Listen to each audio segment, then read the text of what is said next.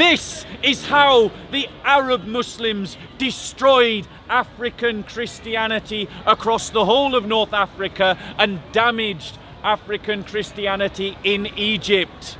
And all of you black nationalists, Hebrew Israelites, Nation of Islam, Kalam philosophy, you're all silent about it because you're intimidated by Muslim gangs in the hood. Oh, shit.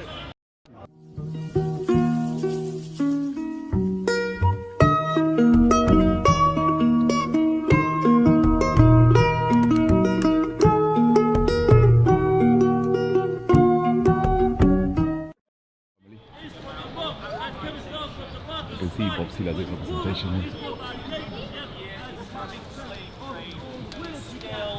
Here we content here in the house. Hey, brother, supper in the house. Come on, content! Come on, Bob Seale. You can. Okay. Cool. What I'm saying now is, yeah, I'm not necessarily arguing whether or not it's going to be related to my next question. Yeah. The impact Christianity has on Africa. Allow me, sucker. I beg you, allow me. It's going to be related to my next question, but right now I'm just trying to find out the facts of the situation, regardless of who it favours. Sure. Or how it affected anybody. I'll answer you insofar as I know. Okay, I just want to know what the actual source is of Christianity and how it came to Africa, or if it is an African, indigenously African spiritual system, which some people argue. So I'm just trying to get clarity. My argument is that the history shows that it is as much African as it is European. No, but that's not the question I'm asking. I want to know the foundation of it. Like the foundation is on the apostles. Yeah. The teachings of the apostles is the foundation, and they were Palestinian Jews. They lived in the Middle East in what we call Israel today and what we call Palestine today. That's where Christianity originated from. Christianity is a Middle Eastern faith, but the connection of the Christian faith. Does that describe the formation of the actual religion? Well, let's just talk about it. Yeah, the connection of the Christian faith is deep in Africa. And let me explain why. Because our Lord himself, when he fled from Herod, where did he flee to? He fled to Egypt. Where did God draw out the people of Israel? He drew them out of Egypt. Christianity, the Judeo-Christian faith, and Egypt, which is an African country, a Coptic country, not an Arab country. That is a lie of the Arabs. Liar. It is a Coptic country, an Egyptian country. They, the Coptic Christians, call themselves not Arabs as the Muslims do. Nah. They call themselves the Copts. Yeah. They call themselves the descendants of the pharaohs. Somebody call the Copts. Yeah. I suggest, Leon, you call the Copts. You go speak to the Copts, Leon. That's right. Yeah. Not the police. We're not talking about no police. We're talking about the Copts. All of you black identitarians who want to connect with African spirituality, go talk to the Copts. Go talk to the Ethiopian Christians. These are the original Christians of Africa. Now let's talk about the impact of Christianity in Africa. I don't know if that really answers the question. Then maybe I've misunderstood the question. Ask it again. Ask it again. Christianity started in the Middle East. Alright, cool. Let's look into that. I'm talking about the actual religion, not just the people. Not was it formed there in terms of this is where the theology comes from, or this is the teaching? Right, okay, I get you. Oh no, the actual this is how we're going to practice Christianity. Okay, yeah, I'm getting you. Right, I understand, Leon. Leo, stop putting on the camera. We'll blur out. You'll blur out your face, Leon. We'll blur out your face. No, we can't blur the content, bro. So anyway, to answer his question directly, Christianity started because a group of Palestinian Jews had a life-changing experience, that the one that they believed to be the Messiah, who they saw died, they witnessed as having risen from the dead. This transformed their life, and then they went out and started founding communities right across the Roman world on that experience.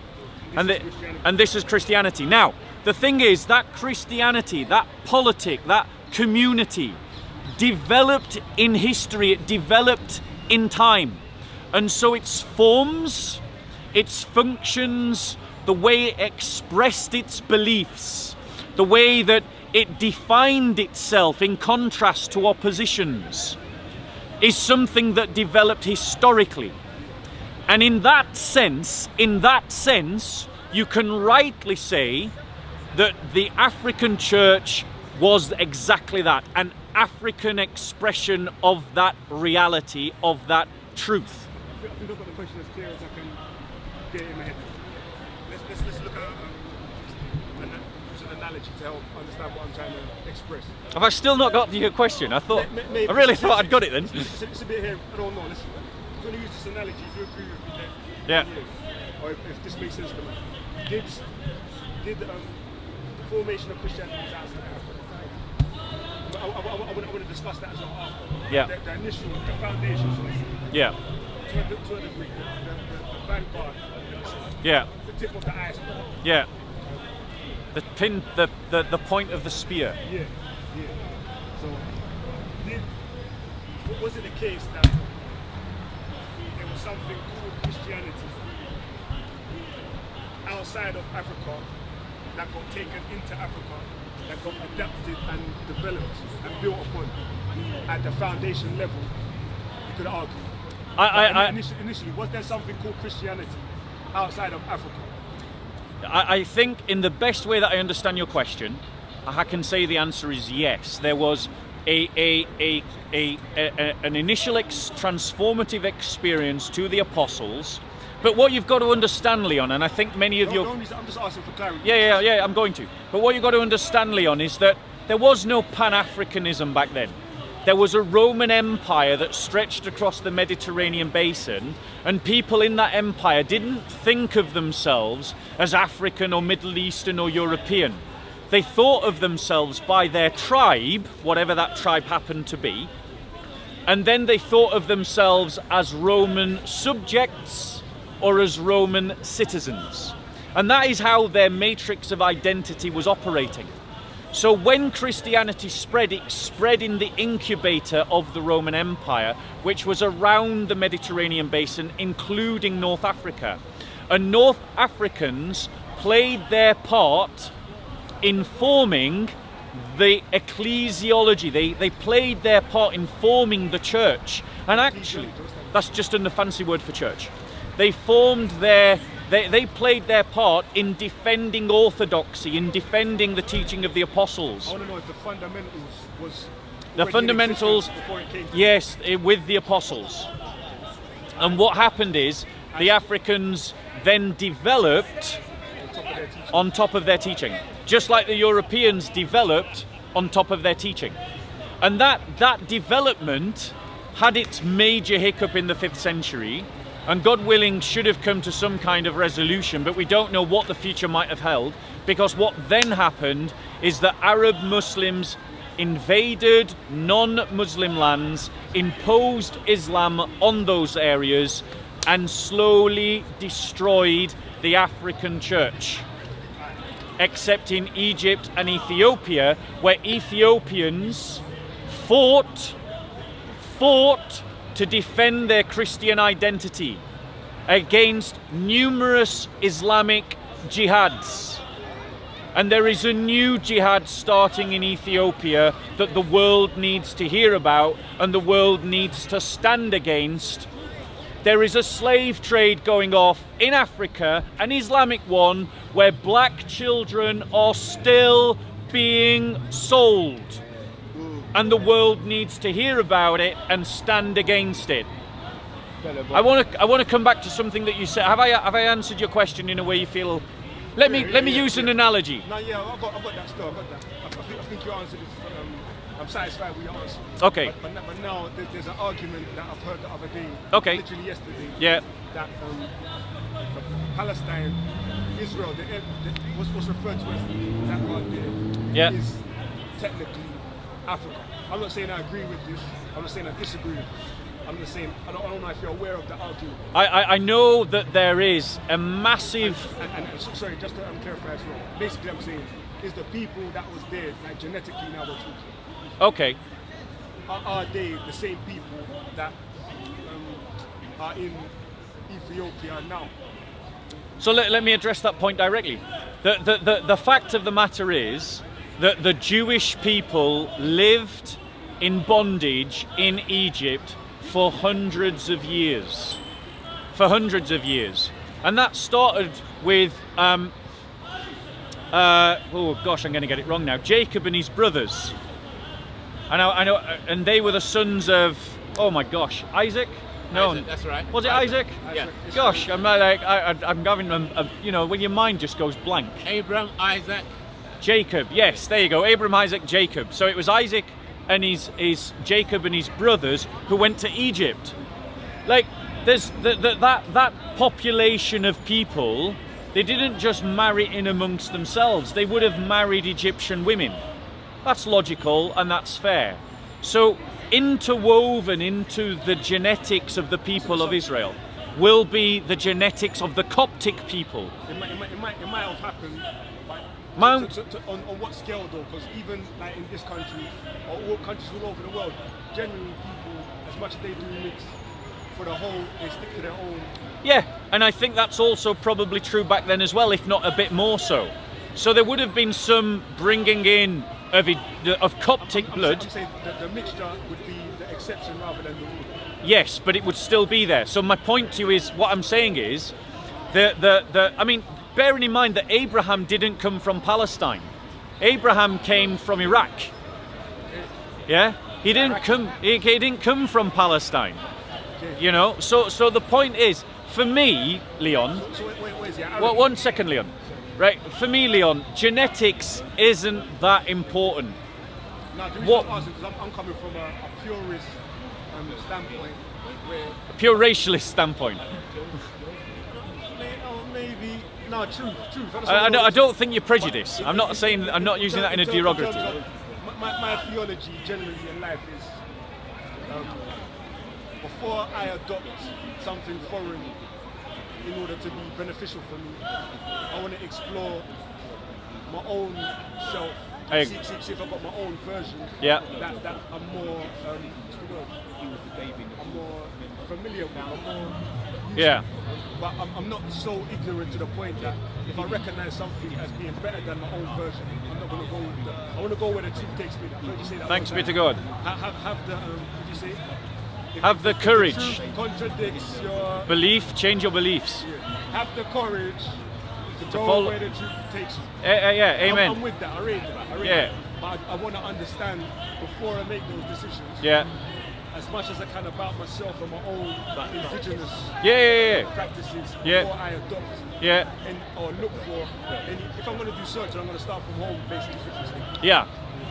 And I totally support that. And the reason why I totally support that, Leon, is because I can stand here confidently as a white man and say that Christianity is as much African as it is European.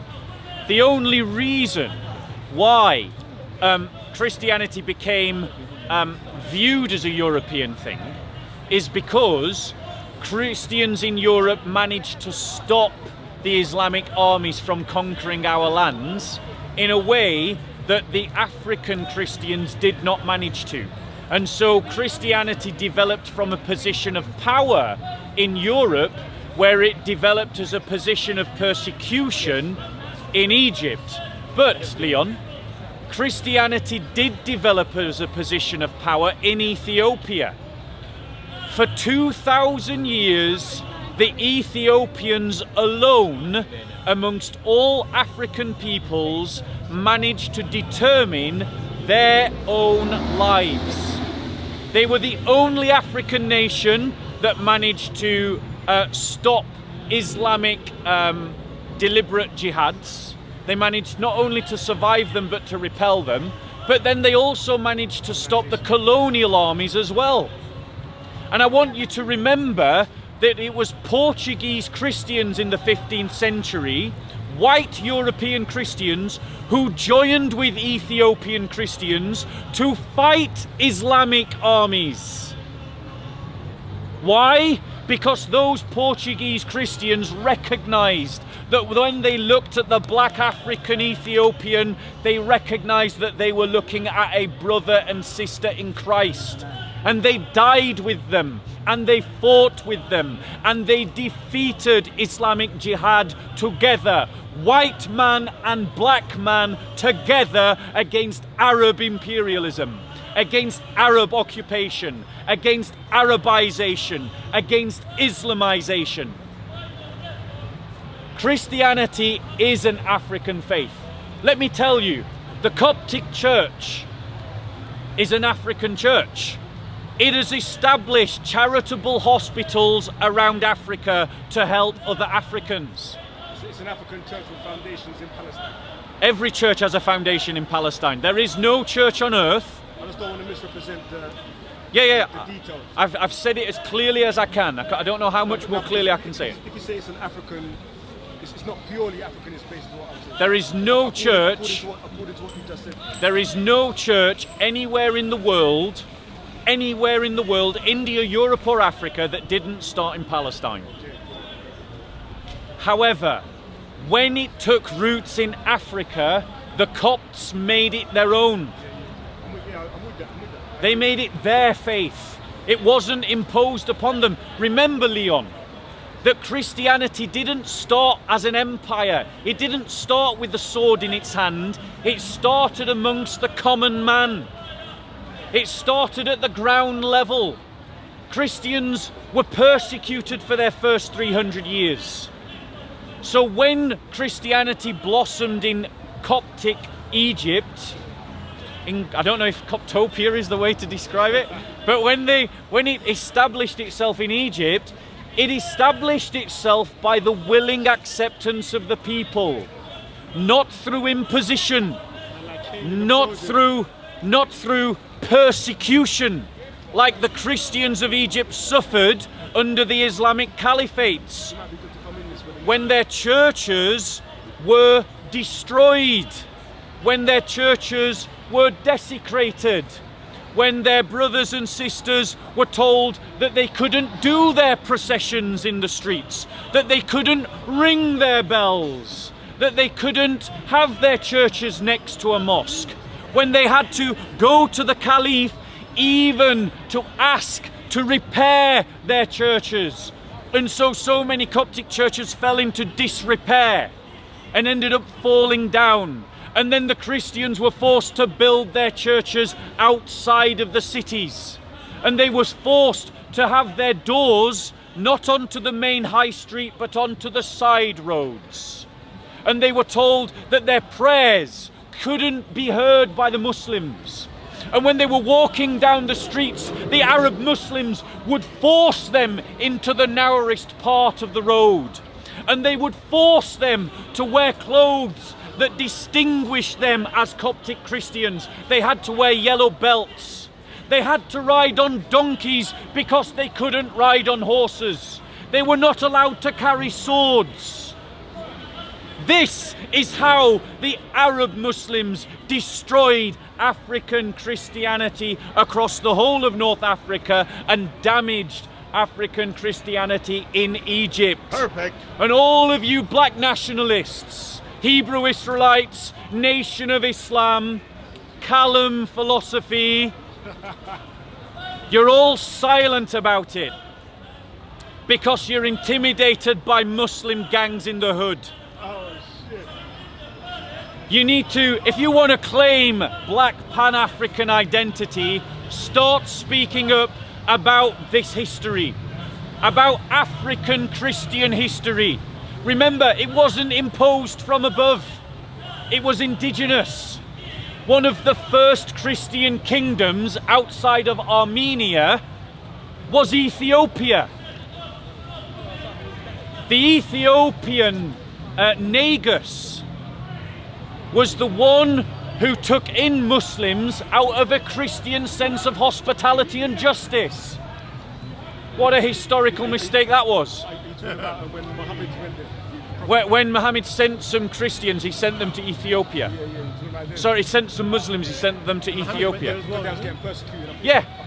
thought Prophet Muhammad went there as well. The Muslims. I don't know, I don't believe Muhammad did. But the thing is, one of those companions actually became a Christian in Ethiopia. I've heard the reverse, that the king converted to Islam after. It's a lie. It's a lie. The Muslims lie about, Leon, Muslims lie about history. I'm saying it's the truth. I'm saying, have you heard that? It's a lie.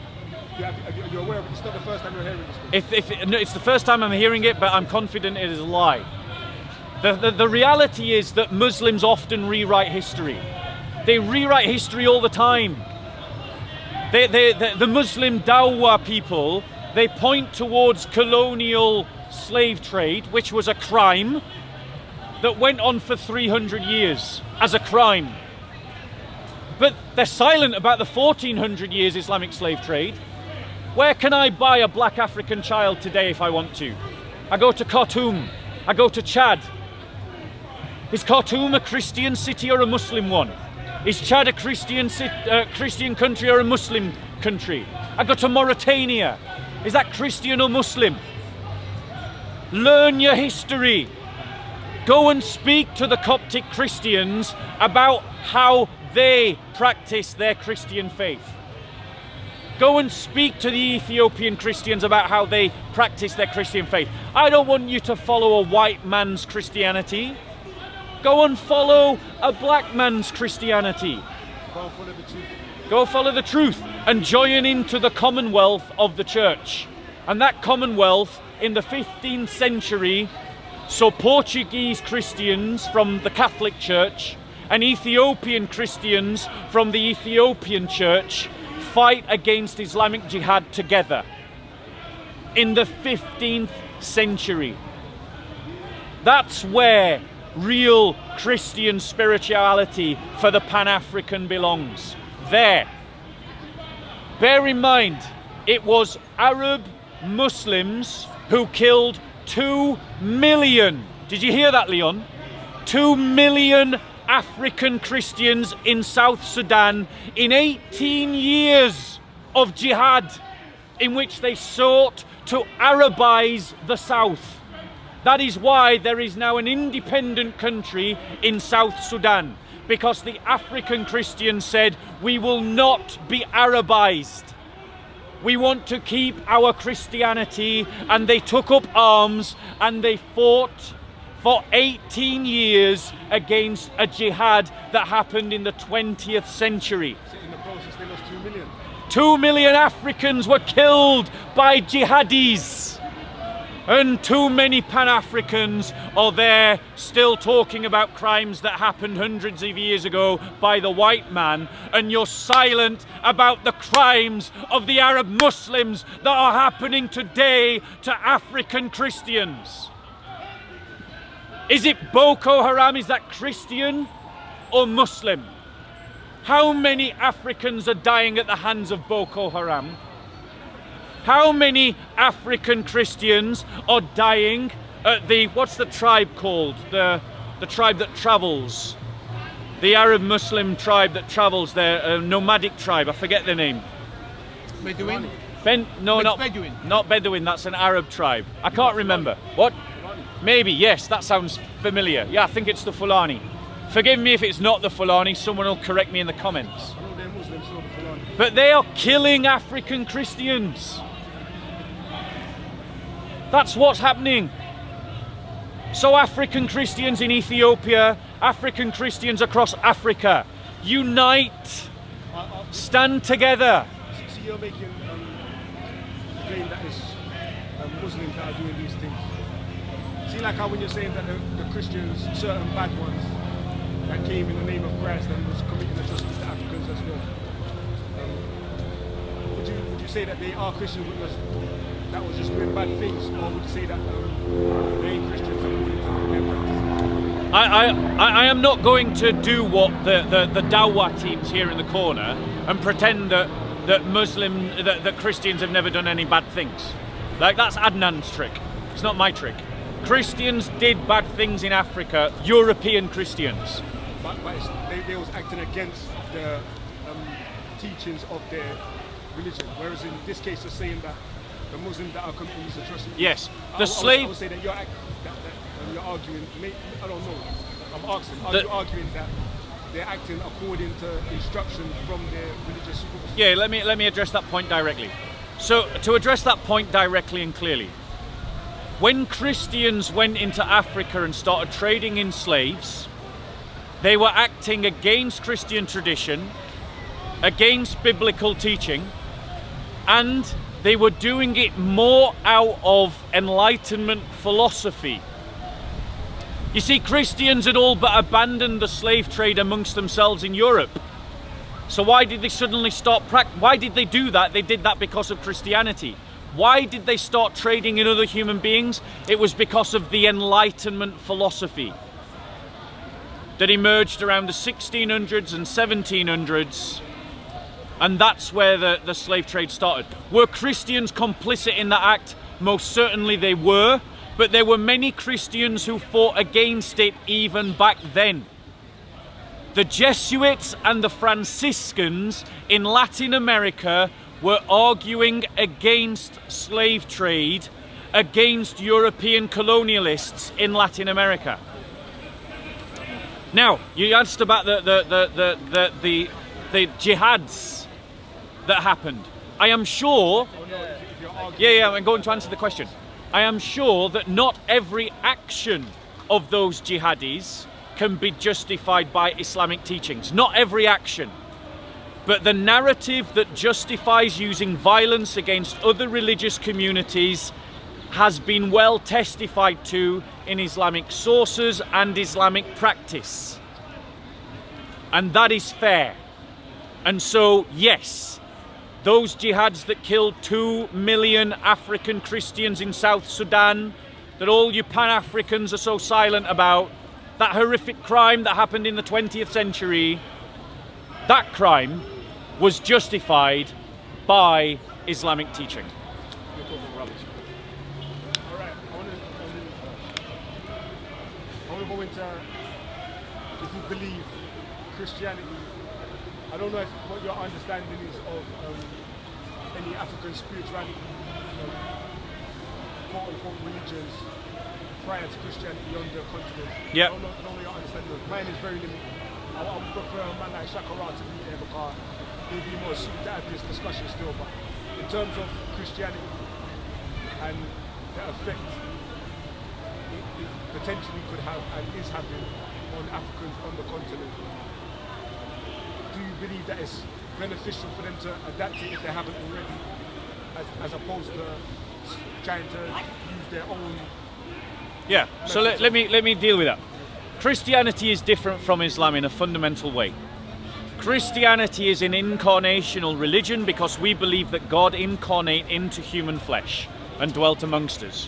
Which means that when Christians enter into cultures, our view is that what the point of Christianity is that the yeast leavens the whole. The point of the Christian faith is to make the Ethiopian a better Ethiopian, or the Tutsi a better Tutsi, or the Fulani a better Fulani. The point of Christianity is not to make the Fulani an Arab, is not to make the Ethiopian an Arab, is not to make the Tutsi an Arab, but to make them their better self. So you see at the moment in the Vatican, the Vatican is having what's called the Amazonian Synod, which means that what they are looking at is how can the indigenous people of the Amazon express their Christian faith in a way that is true to the gospel and the truths of the gospel, and true to their Amazonian identity as an indigenous people. And that is exactly what Christianity should do in every culture. When the Jesuits went... I'm going to run to the car and get my umbrella, you know. Can you continue on? Yeah. Okay. When the Jesuits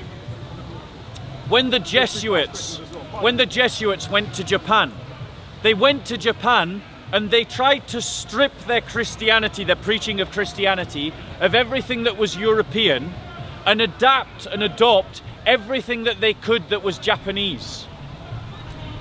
Christians in India practiced a form of Christianity that was adaptive to Indian culture, which is why the St. Thomas Christians of India have an order of religious nuns that dance, like the Hindu temple priestesses dance in their temples. You see, the point of the Christian faith isn't to impose the culture of the missionary upon the indigenous. That happens by accident. The idea of the Christian faith is that you elevate the culture that you take the gospel into by contrast. And that means that people keep their indigenous languages. The Copts kept speaking Coptic, the Ethiopians kept speaking their own language. The Japanese spoke in Japanese. They worshipped in forms that were correct to themselves. So I've been to Japan, I've experienced Christianity in Japan. In Europe, when you show homage, it is European custom to bow. And so Europeans, they kneel in homage to God. You go to Egypt, you go to Japan, they don't do that. There's no concept of this kind of kneeling. Instead, you bow, a deep bow. And so that's what they do in in Japan. So the fact is, Christianity, when it is at its best, elevates and leavens the culture it goes into. It seeks to take away that which is bad and magnify that which is good. By contrast, one more final point on that. And it does that because it doesn't have a system of laws. It has a system of values that transforms the human heart, that then can express itself in the local culture. Now, by contrast, Arab Muslims, when they go into a land, what do they say? They say that you must imitate Muhammad in what he did, and in many ways, the way that he did it.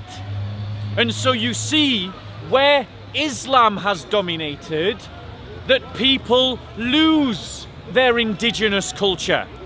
The Assyrians lost their indigenous culture. Assyria is in Iraq, by the way. The Assyrian Christians lost their indigenous culture and were Arabized. The Copts lost their indigenous culture and were Arabized.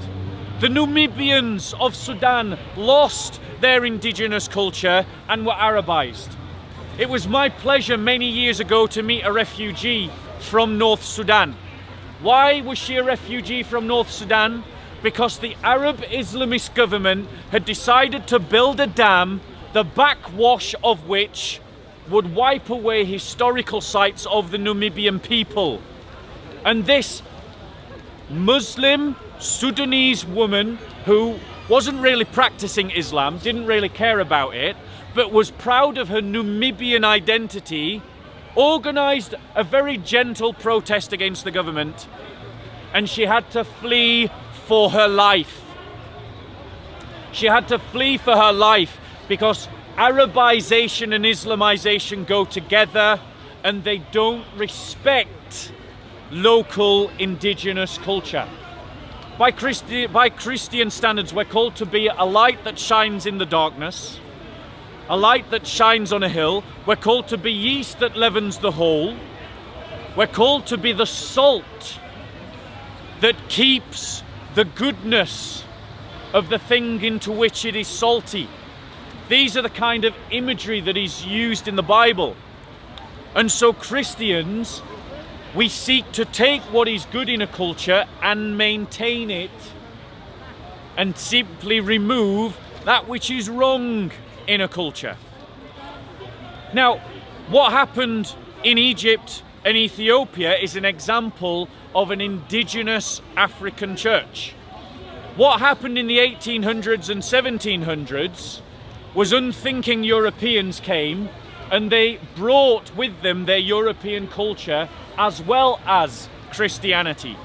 And so you see the comical display in Africa of lots of churches with really steep roofs. Those are European because we have snow. You don't need those in places where you don't have lots of snow. So there were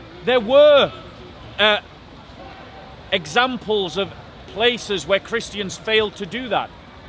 But look at what happened when Christians went to the land of the Pushtun and the land of the Punjabi. Muslims had dominated that land for centuries and never given them an alphabet to speak their own language. It was Christian missionaries who codified the alphabet. I think it was Punjabi, but I know there's many languages in that region. It was Christian missionaries who codified that alphabet. Christian missionaries codified the language of the Slavic people. The alphabet that is used in Eastern Europe was developed by Christian monks. Why? Because we take and develop the local culture. That is Christianity at its best. That is the church at its best. Can I ask a question? Yeah, of course. You said that there is no law within Christianity. Yeah. So the law that was presented unto Moses, do you think that we shouldn't conform to those commandments? So it's a good question and it's a fair one. Thank you very much. I don't want to get too far off the topic though. The topic being? The topic being African Christianity. Okay. But Christianity needs to be understood as essentially a covenantal system. When you read the Bible, you got to understand that there were covenants set up by God with man, by God with Adam and Eve, by God with Noah, by God with Abraham, by God with Moses, and then God promises a new covenant that will come with his Messiah, and when Christ comes, a new covenant is established. And in that new covenant, the old covenant is fulfilled. It is deepened and transformed, so it doesn't remain the same. And that is what Christianity is. But doesn't he take it further? The law, doesn't he take it further where it says even if you have hate in your heart, then that's what I'm saying. It's deepened and transformed. So, but there are laws to which, as a Christian, one has to conform to, right? The Christians must obey secular law, and those laws have to be decided by Christian values and Christian teaching. But adulterers and murderers aren't going to heaven, basically. Yeah, God will judge those things. Yeah, for sure. But that's an example of. But Christ said that if you look at a woman with lust in your heart, you've committed adultery. Whereas Moses would have understood adultery as a physical act. Yeah. You know, so it deepened and transformed. But I don't want to get too far off the point. So, Leon, is there any kind of further question you want to ask? Because I have talked at length about this topic. Well, yeah, go on, so brother. You said Christianity elevates cultures. So you're suggesting the cultures are less than. I'm saying that all man has sinned and fallen short of the glory of God, and then for all cultures fall short of the glory of God because all cultures are man-made, and that Christianity should elevate that which is good within every culture. We would all agree infanticide is an evil thing.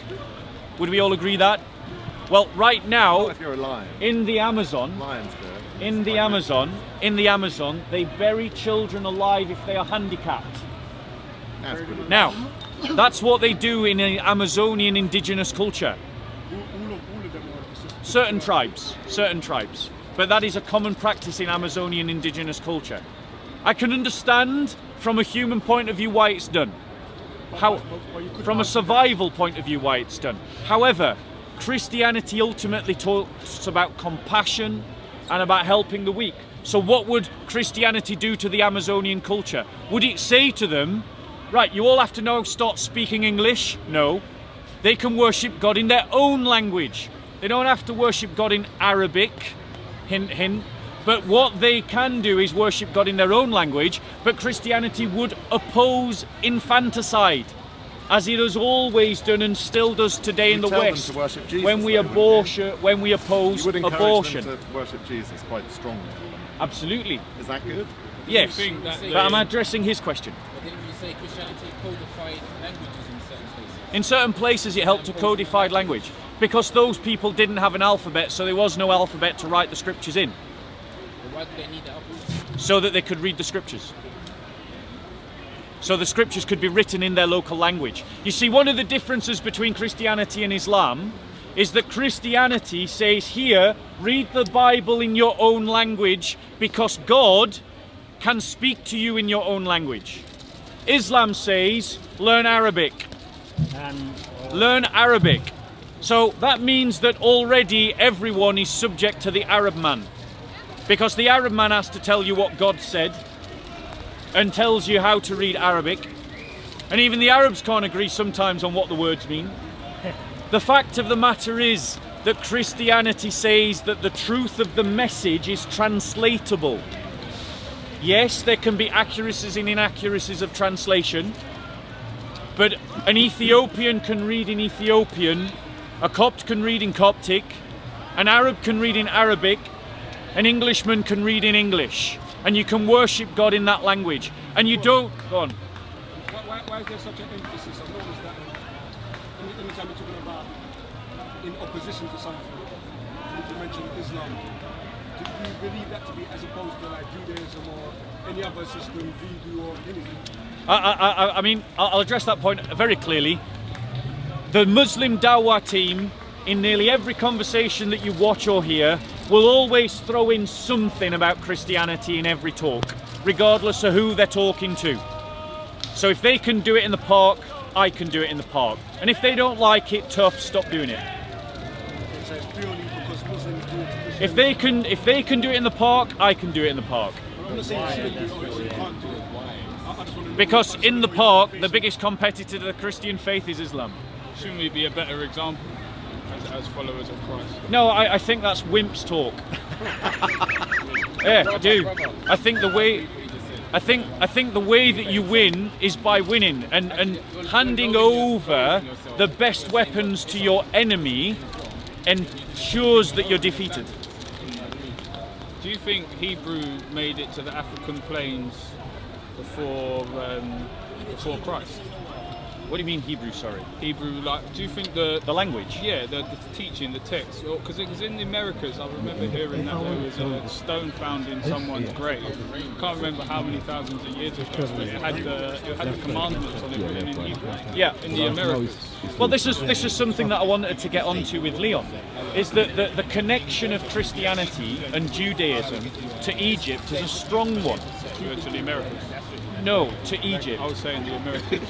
Did you say the Americans? The fella that was found in No, his grave the with the language. Ten Commandments on a stone, I- written in Hebrew, I- was in the Americas. I don't know what you're referring to, so I don't know the veracity of what you're referring to. But in the Americas, I do not believe that the Hebrew script or language arrived, say, before Spanish. I think actually Spanish and Portuguese of non-American languages will have arrived there first, or maybe Norwegian, because the Norwegians obviously got to Greenland. So, do you think there was a teaching that predates Christ that had elements of the Christ spirit within it that people were following, as comparably to the Native Americans and how they practiced, maybe the Essenes in Iraq, in the Middle East? Do you think they were following a Christ-like spirit? Because we know that Job was a form of Christ, and we know that I don't know if Moses was comparable, but we know that spirit was dwelling within communities. And do you think that spirit was being practiced within the Americas, so to speak, within Africa? And The Holy Spirit, before, the Holy before Spirit, before the Holy the fall Spirit, of man. the Holy Spirit works outside of the church. And so, for instance, the church fathers often point to people like Plato as being someone who God used to prepare Greco-Roman culture for the truths of the Christian faith. And so I'm quite happy to believe that the Holy Spirit would have been working in many cultures long before the missionaries get there. And then missionaries came with gold emboldened, embossed books. And that's why the Burmese Christians, the Karen, adopted the Christian faith with such vigour, because it corresponded to the legends of their own culture. My grandparents were Burmese and they were Catholic. Yeah. So the Karen Christians are being persecuted by Buddhist nationalists right now.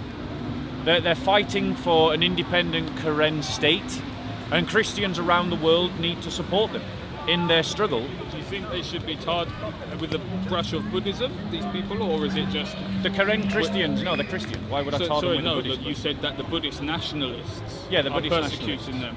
Are you affirmed in that they are Buddhist?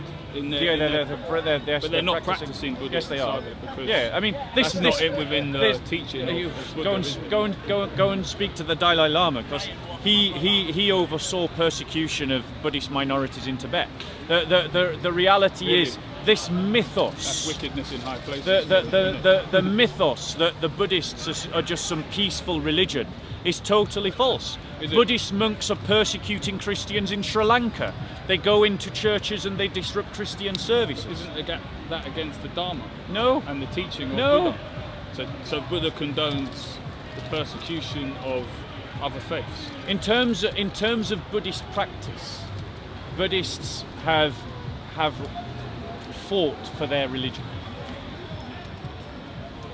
Well, yeah, I mean, I You know got that to the within Hindus within and the Buddhists, concept they've within. defended themselves. But we're getting you're taking us off the topic of African Africa, yeah. spirituality, because the point that I wanted to raise is that the connections between Egypt and the Judeo-Christian faith are deep and long. Yeah, for sure. The Jewish people came out of Egypt. Mount Sinai is found in Egypt. Many a holy see of the Commonwealth of the Church is found in Egypt. Yeah, the oldest We have church. patriarchs in Egypt Not in and in Egypt, Ethiopia. Ethiopia. We have many Christian theologians were from Africa, in Alexandria and Carthage. Many of the people that went to defend orthodoxy at the Council of Nicaea were Africans. Christian monasteries are found in Egypt. Monasticism started in Egypt. This is a European practice that we adopted from African spirituality. So we adopted an African spirituality in Europe. And I can say that proudly. Why? Because I believe in the Commonwealth of the Church.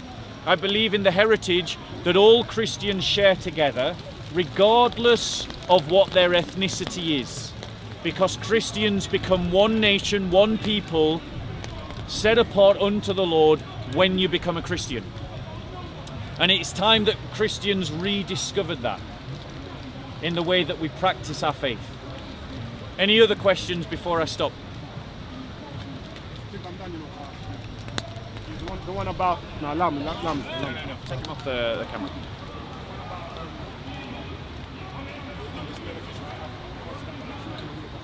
No, I didn't get around to you actually. I wanted you to be here. Let me talk about it. So, in terms of is Christianity beneficial for Africa? Firstly, yes, because Christianity preserves the best of indigenous cultures while stripping away the worst of indigenous cultures, unlike Islam that simply imposes Arabization. And what? I haven't finished. 2, Christianity. I'm not sure what you mean by worst or best. It's decided by Christian values. So it emphasizes compassion. It emphasizes love, hope, faith. It emphasizes the idea of justice and prudence, chastity, goodness, kindness, self-control. You find all of these in local indigenous cultures. They may express themselves slightly different.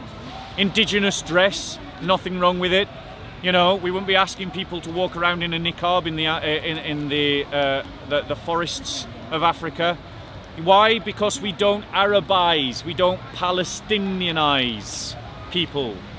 So Christianity is good for Africa because it will allow Africans to keep the best of their own indigenous culture, their foods and their practices. If you're an African and you eat pork, you can continue to eat pork, etc., etc., so on and so on.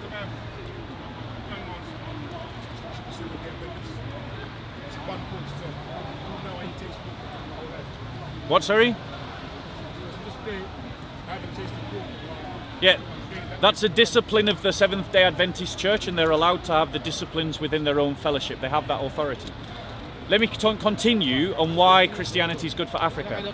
Christianity has contributed massively to the institutions of education and health right across Africa. The White Fathers... No, I'm talking about the countless Christian charities that have been set up right across Africa, of which Christian Aid is one, but there are lots of others. Yeah, I'm sure you have, but have you gone and looked into the good that they have done? I've met plenty of Africans, Leon. Leon, I've met plenty of Africans who have welcomed the contribution of Christian charities to Africa and what it has done. The number of children that have been educated by Christian institutions in Africa are legion. There is a Coptic Christian hospital, I think in Kenya, that gives charitable hospital treatment to the African people. It was the churches that set up the Truth and Reconciliation Commissions after apartheid fell in South Africa. It was the churches that set up the Truth and Reconciliation Commissions in Rwanda after the genocide to bring those countries back together and to try to help people to heal. Christianity is good for Africa so long as it is African. And the African Christians need to make it their own. When I say Christianity is Africa, right, in terms of is adopting Christianity as their way of life and religion. Yeah, I'm giving you reasons. I'm giving you reasons because it teaches about self-control. It teaches about compassion. It teaches about justice. It teaches about solidarity with the poor. There is an erroneous teaching in African churches. The idea of the prosperity gospel. That is an erroneous teaching that is doing harm to the churches. And the quicker Nigerian Christians abandon this erroneous teaching, the better. Christianity teaches solidarity with the poor. It teaches a simplicity of life. It teaches self-control of the inner man. It teaches the cultivation of virtues. You talk about self-control, so does like simply meditating. That teaches self-control. It can cultivate self-control, but meditation on its own doesn't teach self-control. Of course it does, because it teaches you. No, it cultivates it. It doesn't teach it. It doesn't. You don't get the premise for self-control within the meditation. Yeah, exactly. That's your intention. Okay, well, it's still a Yeah. positive thing. But Christians meditate, bro. Oh, that's great. Did you not know about Christian meditation? That's great, but it's that you're saying these things, but other disciplines also have self-control, compassion, Yeah. all these things. Yeah. None of what you just said is just crystal. Yeah, no. No, it's a fair one. But let me ask you this question. I posit to you this truth, that love is the highest value. It's more important than knowledge, though it's helped by knowledge. It's more important than science, though it's helped by science. It's more important than power, but it can be helped by power. That actually, in your paradigm value system, when you start to hang your value system, the one that you stick at the apex should be love. Do you disagree? You agree or disagree? I don't disagree. You don't disagree. Do you agree? I agree. Wisdom's I agree. high up there, isn't It is, yeah. But the point is, Christianity is the faith that teaches that. And if there's one thing in this world that we need more of and not less, it's compassion. Africa and Africans, as well as lots of Europeans, need compassion. That's one man and telling me that he's got a crucifix or the pacifist. I did, because lots of people think that. Isn't that compassion that he was showing? Lots of people, no, I think that lots of Christians fall into a characterization of compassion. They think that compassion. Explain to us what you mean I'm with trying to, Leon, but you always interrupt. You always interrupt. So compassion, right? Lots of Christians, particularly in Western Europe, fall into a characterization of what compassion is. They think it is a gooey sentiment, and it isn't. Compassion is about standing up for what is right against what is wrong, and it is standing up for justice against injustice. I missed it, you know. And you're just going to have to watch the video. You're just going to have to watch the video, Leon. Compassion is about having that disposition in your temperament, that when you see someone who is weaker than you, you use your strength to aid them. That's what compassion is. And against, if you're going to bully anyone, bully the bully. That's what it is. And this is what the Christians did in the medieval period. Do you know the Christian knight? That knight of romantic Hollywood imagination, the one that went around the Sir Lancelot, that is a construct of Christian conscience. They took the brutish barbarian who wielded the sword, and they turned him by the will of the mind into a defender of truth and the weak through a code of chivalry. They made this brute who could hack to death a Viking or a Saracen, someone who would defend the mother and the child through a code of chivalry. And what we have lost in Europe and what we have lost in the church is this concept of the Christian knight. This concept of the man who is a man, who does defend his community, who does stand up against injustice, who does stand up for what is right, and is willing to throw himself fully into the battle, but does so with a heart that is soft. That does so that when he has defeated his enemy and his enemy lays prostrate before him, defeated, he doesn't take him through the triumphant arch as the Romans did, as a public spectacle of power, only to kill him in the dungeons afterwards, but reaches down, takes the broken and wounded body, bandages him back up, and helps him to go right, to go aright. This is the code of chivalry that gang needs. King Alfred and Guthrum is a wonderful example of that.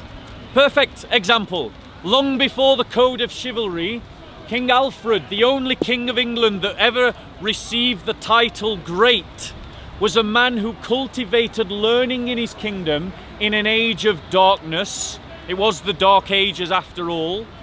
He was someone who sought to cultivate education.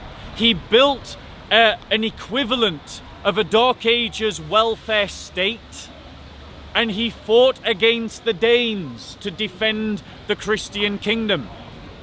Christians, you need to rediscover a code of chivalry. The Christian man needs to stop being a beta male that allows his community to be bullied, and he needs to start rediscovering valor. Saint Valentine, the word, that's where the word Valentinus it has the same root as the word valor. Christians need to rediscover valor and courage and cultivate it in our hearts. The Christian knight isn't an accident. He was a deliberate construct. The monastics used to go outside of the town, they'd gather all the relics of the saints, and they would bring all the warriors from the surrounding area, and they would say to them, if you do not protect the weak, the child, the orphan, and the widow, all of these saints will pray against you. God will send you to hell. And these knights then started to learn a code of chivalry that included the defense of the weak. That's why when the knights of the First Crusade went on the First Crusade, along with women and children, they defended those women and children on the way to Jerusalem. Slaughtered a lot of Jews as well on the way. I'm not saying that it was perfect. I'm not saying it was perfect at all. But the concept of the Christian knight is an ideal that we strive to. And the Christian man has to rediscover that. Now, I don't even know if I've answered your question or got off the topic, to be honest, Leon. Give me a thumbnail. Yeah.